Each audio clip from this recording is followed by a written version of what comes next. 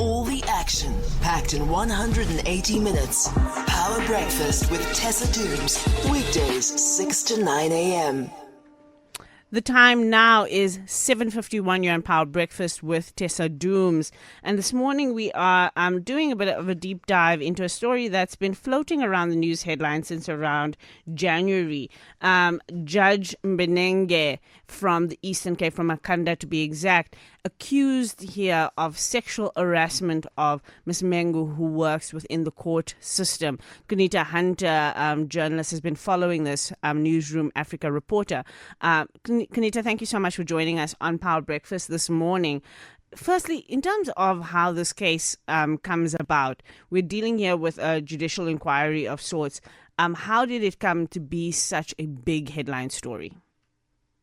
Well, it's a massive story, Tessa, because, the person involved, this is a judge president, which is a very, very senior position in the Eastern Cape, someone who's in charge of that region, that province.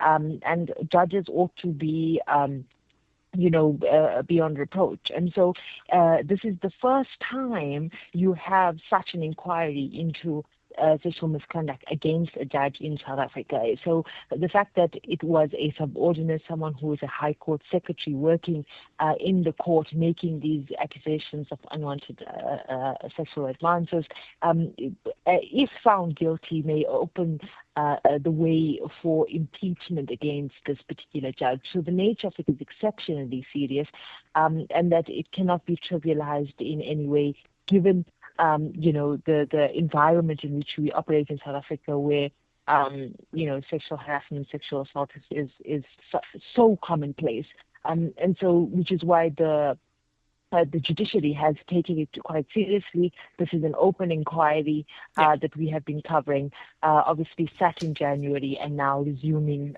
this month with further testimony. And the testimony that we have seen has covered quite a lot of the interactions and between these two people. What is at stake when we're looking at these different interactions? What is the defense particularly trying to prove by pedantically going through the interactions between the two on text message? So the nature of the accusation, Tessa, is that the harassment happened in person and in text. So at the center of the text is 800 WhatsApp messages. Yeah. And Ms. Mengo, she obviously accused the judge of sending her unwanted sexual images, etc., etc. And so the defense has made the case that this was a consenting relationship.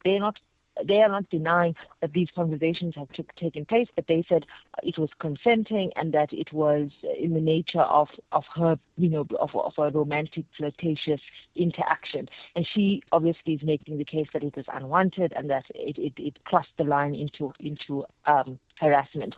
And so what the judge's defense has been trying to push,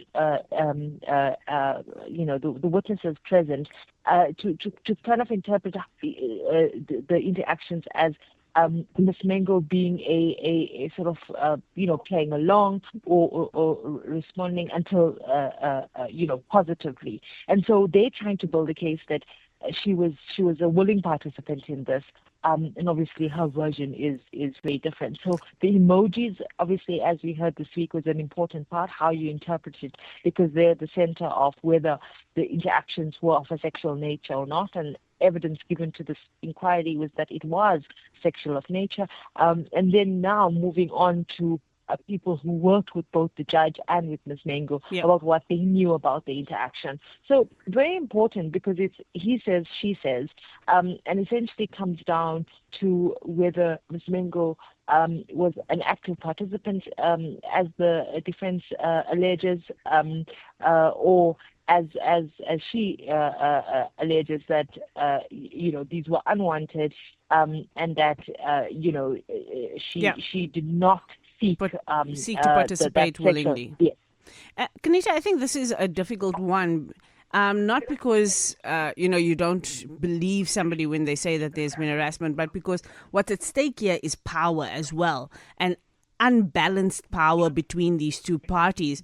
I'm wondering here if the judge is not staring down a barrel either way, just for the possibility of an abuse of his power. Because one might say that if you're in that kind of position and somebody as senior as a judge president is making advances, that it would be really hard to put down your foot, because where do you trust the system to have your back as a Miss Mengu if she is correct in this case? So really, is he in the clear even if she participated in any way, given the unbalanced power that he's dealing with here?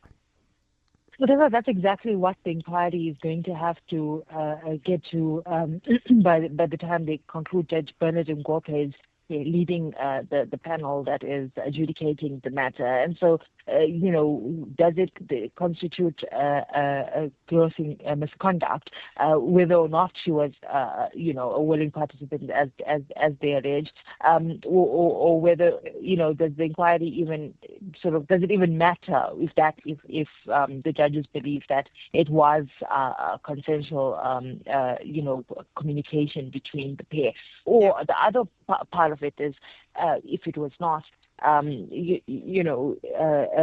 it was in fact sexual misconduct, what is the sanction for that, and does it automatically lead to impeachment? Because judges serve on the bench, for life. They hold their perks for life, and so if he's impeached, he obviously gives up. Then it's really a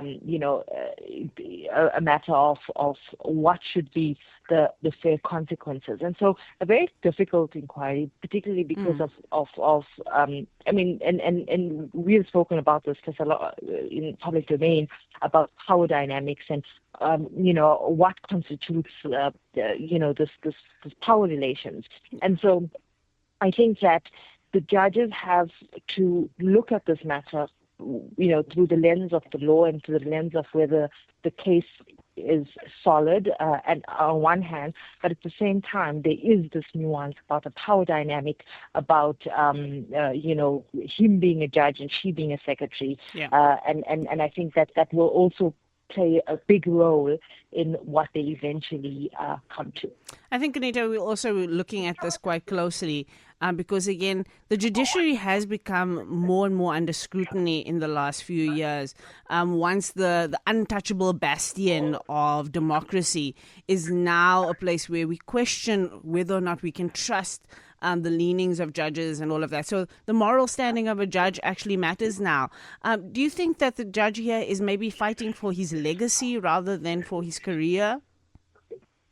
I think it's a bit of both. I think that to have such a public inquiry is, embarrassing at the least, and concerning at in most ways. And I think that the judge is in an uncomfortable situation where he cannot deny that a relationship existed and that these communications were sent. Just given the fact that they are these WhatsApp messages. But now what they are debating and what they are sort of pushing back against is, did he send these unsolicited sexual pictures, for example, which is really important in a case like this. And so I think it's a bit of both, where it's about his current standing on the bench, but also what does this mean for the entirety of his career. Yeah, the judiciary under scrutiny in so many different ways. But thank you so much, Kanita Hunter, for helping us understand what is at play in this story around the judge president in the Eastern Cape, Judge Mbenenge, and this alleged sexual harassment. The time now is 8 o'clock. Time for your news at the top of the hour with Nompumelelo Ngobeni.